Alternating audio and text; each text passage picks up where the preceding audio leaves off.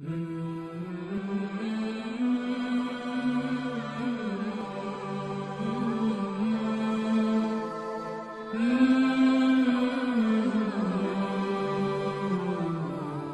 شیخ عبد القدوس گنگوہی رحمت اللہ علیہ کی پرورش بڑے ناز و نعم میں ہوئی۔ ایک تو حضرت سے منانی رحمت اللہ علیہ کا یہ ارشاد کہ آنے والا لڑکا قطب عالم ہوگا، دوسرے شدید مایوسی اور طویل انتظار کے بعد فرزند کی ولادت نے ماں باپ کو بہت زیادہ حساس بنا دیا تھا۔ وہ شروع ہی سے اپنے بیٹے کی ہر بات کا خیال رکھتے اور ایک ایک لمحے کو یادگار بنانے کی کوشش کرتے، مگر انسانی کوشش کی ایک حد ہوتی ہے، اس سے آگے پوری کائنات بے بس نظر آتی ہے۔ شیخ عبد القدوس گنگوہی ابھی مشکل سے 3-4 سال کے ہی ہوں گے کہ آپ کے والد محترم صفی الدین بیمار ہو گئے۔ اس وقت کے بہترین طبیبوں نے علاج کیا، لیکن مرض روز بروز بڑھتا چلا گیا۔ تمام رشتہ دار اور احباب انہیں صحت کا یقین دلاتے رہے، لیکن صفی الدین اپنی حالت سے زیادہ واقف تھے، اس لیے مسکرا کر رہ گئے۔ اور پھر ایک رات جب سب نیند کی آغوش میں تھے، انہوں نے اپنی بیوی کو آواز دی۔ وہ نیک سیرت شریک حیات جو کئی ماہ کی تیمارداری کے بعد تھک کر سو گئی تھیں، شوہر کی آواز سنتے ہی گھبرا کر اٹھیں اور شیخ صفی الدین کی طبیعت کے بارے میں پوچھنے لگیں۔ بس اب مکمل صحت یاب ہونے والا ہوں۔ صفی الدین نے بڑی ہمت سے جواب دیا، عبد القدوس کو میرے پاس لاؤ، میں اسے آخری بار دیکھنا چاہتا ہوں۔ بیوی جو کچھ دیر پہلے شوہر کی پر امید باتیں سن کر مطمئن نظر آ رہی تھیں، آخری الفاظ پر چونک اٹھیں۔ جلدی کرو، قطرہ سمندر میں ملنے ہی والا ہے۔ شریک حیات دوڑتی ہوئی عبد القدوس کے پاس پہنچیں۔ وہ اس وقت گہری نیند سوئے ہوئے تھے۔ ماں نے جھنجھوڑ کر اٹھایا اور انہیں آغوش میں لے کر تیزی سے صفی الدین کے قریب گئیں۔ اتنی دیر میں ان پر غفلت طاری ہو چکی تھی۔ بیوی نے مسلسل کئی آوازیں دیں۔ صفی الدین ہوش میں آئے اور بیٹے کو سینے سے لگا لیا۔ فرزند، دنیا کی یہی رسم ہے کہ ہر آنے والے کو ایک دن واپس جانا پڑتا ہے۔ مجھے بھی تمہیں خدا کے سپرد کر کے اپنے مرکز کی طرف جانا پڑے گا۔ الوداع میرے بچے، الوداع۔ اللہ تمہیں یتیمی کے بعد پیش آنے والے حادثات و صدمات سے محفوظ رکھے۔ یہ کہہ کر بیوی کو اشارہ کیا کہ وہ بیٹے کو ہٹا دے۔ شریک حیات نے لرزتے ہاتھوں سے شیخ عبد القدوس کو اپنی گود میں لے لیا۔ تم بھی بیوگی کا زیادہ غم نہ کرنا۔ ممکن ہے کہ عبد القدوس کی باتیں تمہاری سمجھ میں نہ آئیں، اس لیے زیادہ سختی سے پیش نہ آنا۔ اس کا معاملہ بہت احتیاط طلب ہے۔ آخری نصیحت کے بعد شیخ صفی الدین نے کروٹ لی اور مالک حقیقی سے جا ملے۔ سوگوار ماں نے شیخ عبد القدوس کی تعلیم و تربیت کے لیے اپنے روز و شب کی ایک ایک ساتھ وقف کر دی۔ شوہر کی آخری خواہش اور محبت مادری ایک نقطے پر جمع ہو گئی تھیں۔ حضرت شیخ کے ماموں قاضی دانیال حکومت کے ایک اہم عہدے پر فائز تھے، اس لیے بظاہر کوئی مالی مسئلہ درپیش نہیں تھا۔ نتیجتاً حضرت شیخ پوری یکسوئی کے ساتھ علم حاصل کرنے لگے۔ قاضی دانیال نے آپ رحمت اللہ علیہ کے لیے بہترین استادوں کا انتظام کیا۔ خود حضرت شیخ عبد القدوس گنگوہی کے شوق کی یہ کیفیت تھی کہ ہر وقت کتابوں کے مطالعے میں غرق رہتے۔ اگر کبھی خاندان کے دوسرے بچے آپ سے سیر و تفریح اور کھیل کی باتیں کرتے تو فوراً ان سے علیحدہ ہو جاتے۔ بس ایک گوشہ تنہائی تھا اور کتابیں تھیں۔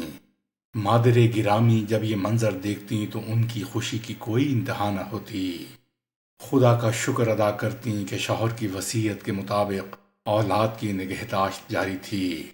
ایک دن عجیب و غریب واقعہ پیش آیا۔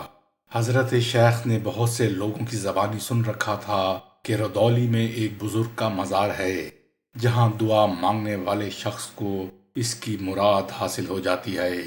آپ کے دل میں بھی ایک خواہش پیدا ہوئی اور والدہ سے اجازت لیے بغیر مزار کی طرف روانہ ہو گئے۔ جب حضرت شیخ مطلوبہ مقام پر پہنچے تو ایک شاندار عمارت دکھائی دی۔ یہ مشہور بزرگ حضرت شیخ عبد الحق رودولی کا مزار مبارک تھا۔ اتفاق سے اس دن کوئی عقیدت مند روضہ اقدس پر حاضر نہیں تھا۔ آپ نے مجاور کو ادب سے سلام کیا اور اندر جانے کی اجازت طلب کی۔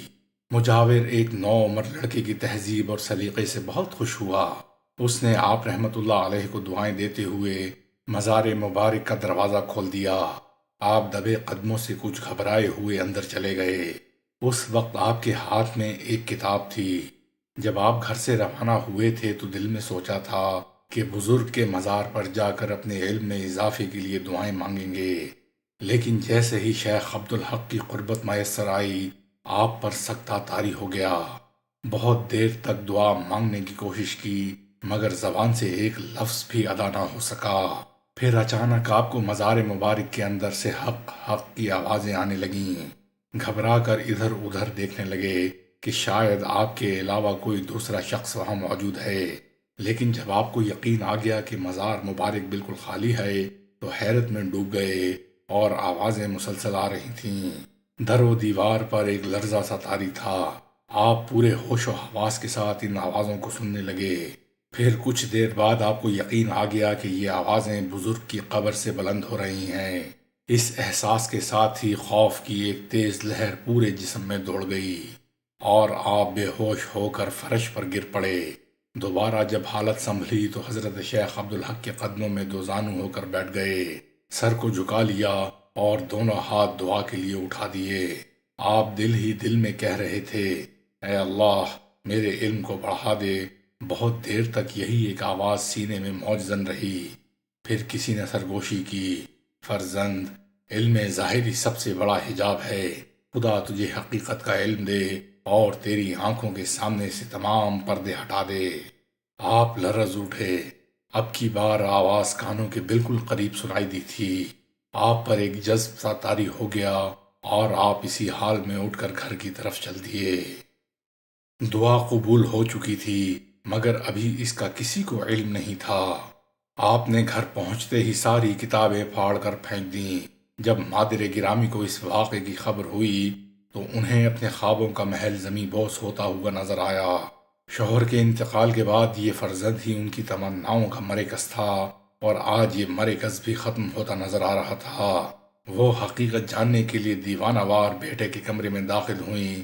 ہر طرف کتابوں کے پھٹے ہوئے ورق بکھرے پڑے تھے۔ عبدالقدوس، یہ سب کچھ کیا ہے؟ والدہ کی آنکھوں میں شدید حیرت تھی اور آواز سے غصہ جھلک رہا تھا۔ مادر گرامی، یہ کہتے ہوئے حضرت شیخ کھڑے ہو گئے، میں نے کتاب علم سے توبہ کر لی ہے۔ ان کا ایک ایک لفظ بیکار اور انسان کو گمراہ کرنے والا ہے۔ افسوس، میں نے اپنی زندگی کے کئی قیمتی سال برباد کر دیے۔ حضرت شیخ بڑے اعتماد سے بول رہے تھے۔